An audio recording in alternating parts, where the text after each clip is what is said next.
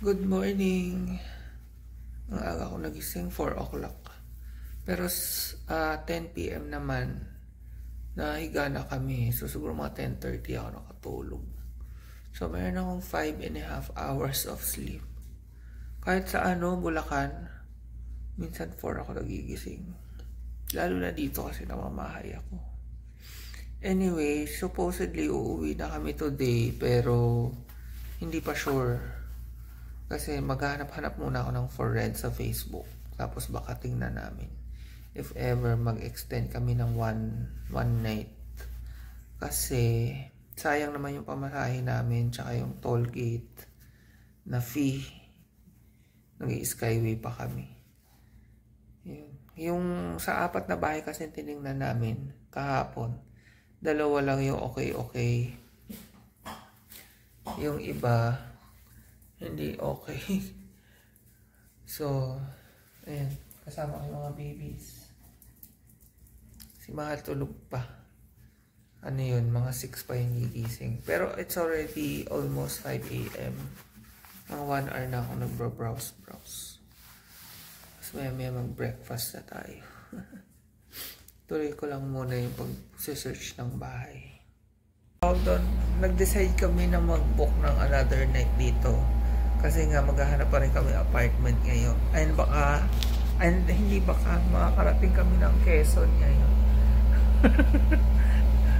Ano lang naman siya, 37 kilometers mula sa Rizal. So, iniisip ko pwede rin naman. Pero sabi ni Mahal baka ma-traffic. Tapos nun, after Candelaria, Quezon, punta kami ng Rizal para ma-check yung route papunta doon. Tsaka tumingin na rin sa Rizal by foot. Ibig sabihin, magtatanong-tanong kami doon. Kasi sa Facebook, wala masyadong nagpo-post na taga Rizal. Kung may mag-post man, mga walang picture, gusto pupuntahan mo na agad. Ayun. So, nag-book na kami ng another night dito sa Lipa. Kaya dito sa Lipa, kasi mura dito. Yung pinagstayan namin ngayon, 1.5. Pag sa San Pablo, 2.5 pataas yan. Tsaka hindi lahat pet friendly. Ito pet friendly. Sa Rizal nga, wala ding Airbnb. Kaya pag nandun na kami unang may Airbnb. Pero hindi pa pala kami magpapatay yung Airbnb. Mag-iipon pa uli para dun. Anyway, nag-order lang kami ng McDo. I know, fast food na naman. Pancake sa akin. Wala cheat days muna ngayon. Pagbalik na lang sa San Miguel, Bulacan, sabi ko maggugulay uli ako. Tapos wala munang meat alternative. More on mushroom tsaka gulay. Tapos low sodium ulit tayo. Mahirap na. Baka dumami ang aking kidney stones. Ayun lang. Maya pagkakain, base na rin kami. Pwede ko na kayo pagkain ng babies. Dito na ang ating breakfast, McDo. Kay Mahal ay cheesy egg desal. Sa akin, hot cake or pancake. Ayan siya. Madilim. Ayan. At ready na ang pagkain ng mga babies. Murang may ilaw. Dilim. Ayan. It's 7 o'clock. Ambis na oras. Nagising ako 4:07 na agad. Pagkakain namin lahat, bihis na rin.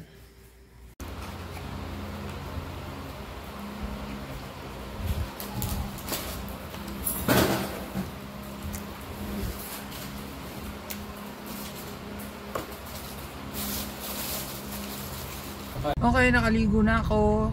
Paalis na rin kami. Pupunta tayong Candelaria, Quezon. Sabi ko sa kanila may mga beach na malapit doon. Pero ewan ko na kung may madadaanan kami.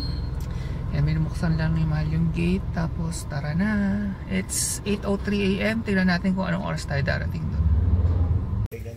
Wala pa. Wala pa naman. Tahimik yung lugar niya. Malapit Yun, sa kaya kalsada. ako gusto dito. Tahimik. Paglabas mo, hindi yung rough road. paglabas mo pa rin, Walmart na doon. Kamukha. Sungit. Diversion road. Tapos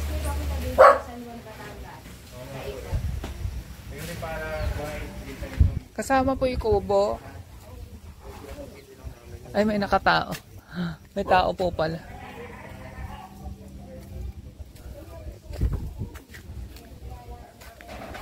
Ito yung isang bahay na tiningnan namin.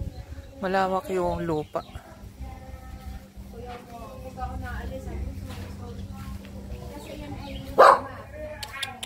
Nandito ulit kami sa Vegiam. Dami namin food ngayon. No? Early lunch. 11 a.m. pa lang. So, Shanghai. Bulang lang daw to eh. Shanghai tsaka gluten steak. May, syempre may fruits. Ako. Torones ni Kasoy yan. Ito sarap. Parang halo-halo na fruits. Nilagyan ng konting milk. Dumaan muna kami dito sa lupa namin sa Don Joaquin na yan. Andun yung bundok, hindi ko alam kung kita. Ayan. Dito may bundok. Wala ata tayong dalang payong. May dalang ba tayong payong? Hindi ko pa na nagala. Sandali lang kami kasi ang init. Titingnan lang ni Mahal ko ano yung progress sa lupa. Kasi ayan, naglalagay na ng poste. May Meralco nga dun. Ayun yun. Ayan, Meralco yan. Ayan. Oh, ang init ngayon. Dito na kami sa Lipa bypass. So since bypass pwede mag-practice si Mahal. Ang pasahero ko hanggang bago matapos yung bypass. Naantok na ako. So habang nagdadrive siya, balitaan ko na lang kayo. Isa lang yung nakita, tinignan naming bahay today kasi yun lang yung nakita namin sa Facebook. Trinay namin pumunta sa Rizal tsaka sa Nagcarlan para magtanong-tanong. Nagtanong si Mahal sa dalawang tindahan. Parehas namang walang mai-recommend. Mahirap din kasi yung walang fix na pupuntahan, yung maghahanap-hanap lang. So at least yung nakita namin sa Candelaria, so far yun yung iniisip namin pwede talaga kami. Makita nyo naman, di ba may bakod pa. Yun. So tingnan natin mamayang hapon. Kailangan muna naman yung pahinga. Antok na ako eh. Ang problema, antok ako pagdating sa bahay niyan, pag higa ko. Hindi naman ako makakatulog kasi hindi ako sanay matulog talagang tanghali. Ngayon may student driver na. Kasi nga ang bypass pagpa-practicean. Anyway, mamaya na lang pag nasa bahay na. Ganda ng bypass sa Lipa. Dahil puno. Saya. Kagabi, nung ginabi kami, ganda ng view dito. May sunset.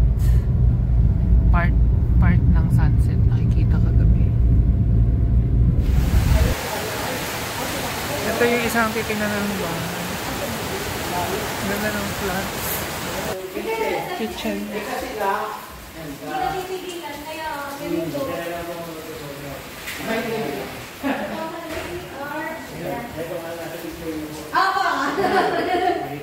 Kasi sabi sa akin, Tita. Baka. Sa public. Pagkita ko pa na, wala kasi. Ganda ng CR. Ito mo na hindi. Di ba? Opo. Kasi yung privacy mo. Talagang kayo. Yun na lang. Card din. Ay, pagkakailan lang dito. Tatlo po kami. Good morning. Maulan dito sa Lipa ngayon. Kaya pala ang dilim kanina.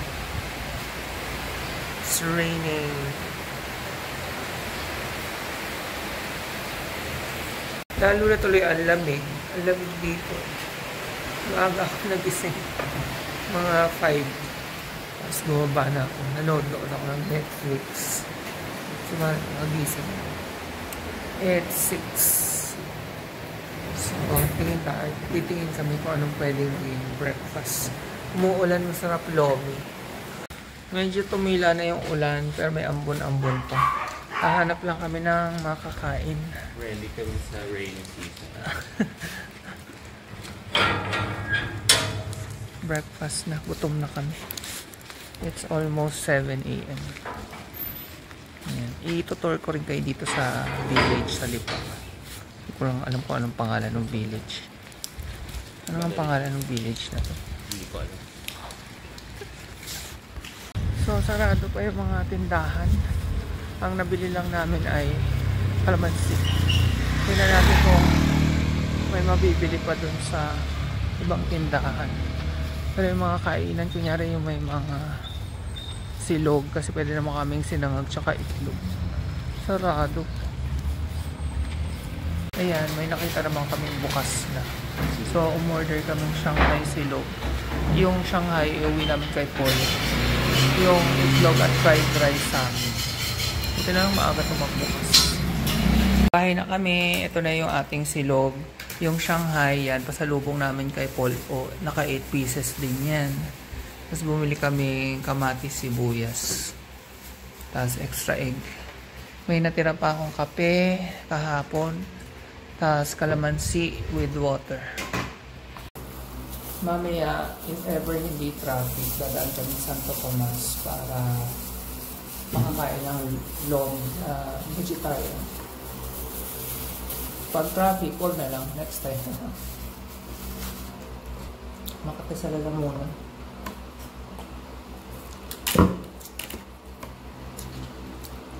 Yung itlog nila, hindi kagaya natin magprito, no? Tayo tostado pa rin. Yan, paalis na kami dito sa Airbnb. Nakapaglinis na ako. Maayos yan. Lagi naman ganun eh. Tuwing mag-Airbnb kami bago umalis, naglilinis. Ako lang naglinis kasi nagpa second opinion si Mahal sa ubo niya. Di ba nung last pa-check up niya, ang sabi, pwedeng pneumonia, pwedeng TB. Binigyan siya ng gamot for 5 days lang. Sabi ko, ha? Parang ang weird na 5 days lang. Eh, so nawala naman yung ubo niya. Pero kahapon, bumalik yung ubo niya. Tapos medyo sunod-sunod, maya't-maya siya na uubo. Sabi ko, magpatingin siya uli. So naghahanap kami somewhere sa Bulacan. Pero wala. Ang schedule pa ay sa Thursday. Today is a Tuesday. So, lilipas pa yung buong araw ngayon tsaka Wednesday. Sabi ko, baka kailangan mo nang uminom ng gamot. So, nagpa-second opinion kami, or siya. Hindi na ako sumama kasi ako ngayon maglilinis, mag-aayos dito. Pa-second opinion kami, pa-second opinion siya dito sa Mary Mediatrics ata ang pangalan ng hospital sa Lipa. Yun, tumawag siya. Sabi naman daw ng doktor, definitely hindi pneumonia. Binigyan siya ng maraming gamot. Tapos, after daw nun, tsaka maro-roll out kung meron siyang TB or wala. Pero definitely hindi daw pneumonia. Sabi ko nga, naku, sana hindi rin TB kasi di ba nakakahawa ang TB. Eh, baka mamaya pati ako magkaroon. Or si John Paul. Pero, tingnan natin. Pero marami raw gamot na binigay. Ayan, yung mga babies naka-ready na sa carrier nila. Hintayin ko lang, magta-tricycle lang yun sa Mahal papunta dito. Actually, 12:01. Check out na talaga namin. Pero wala pa naman pumupuntang maglilinis eh. Yun, bukod sa nilinis na namin, syempre, mas lilinisin pa nila. Palitaan na lang namin kayo. Baka maglomi kami kasi umuulan. Masarap maghigop ng sabaw na may init. So, pupunta pa kami sa Santo Tomas.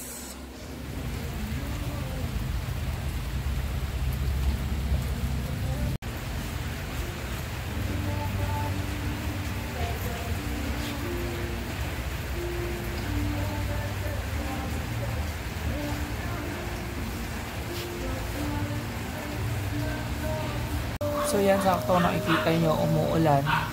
Maglolomi kami. Nandito kami sa Mamay Iko. Mushroom. Lahat ng products nila dito, gawa sa mushroom. So, vegetarian. Or hindi ko alam, baka may egg yung mga lomi. May egg na pala yun. Tsaka, yung sisig, may egg na. So, vegetarian. So, kung vegan naman, may patanggal na lang yung egg ng sisig. Pero yung lomi, baka yung noodles, may egg. So, baka yung sisig lang pwedeng vegan. Ayan. Andito na, overload talaga. Itong parang tonkatsu, mushroom yan. Mukha lang pork, no? Galing. Lahat naman yan gawa sa mushroom. umuusok pa, oh. Yan yun. Saktong-sakto sa weather. Nang inggit eh, no? Parang walang kidney stones yung kakain, no? Kagaya ng sabi ko, pagbalik, doon na lang ako magugulay talaga. Tapos, super low sodium. So, for now, cheat day muna. Cheat days.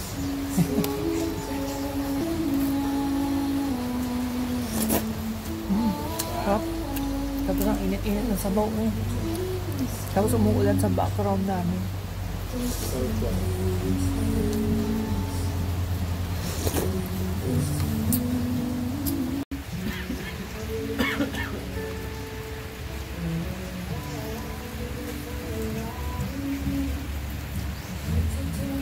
Nakauwi na kami. Dito na kami sa farm sa San Miguel. Sa Bagong Silong. Pagod na pagod.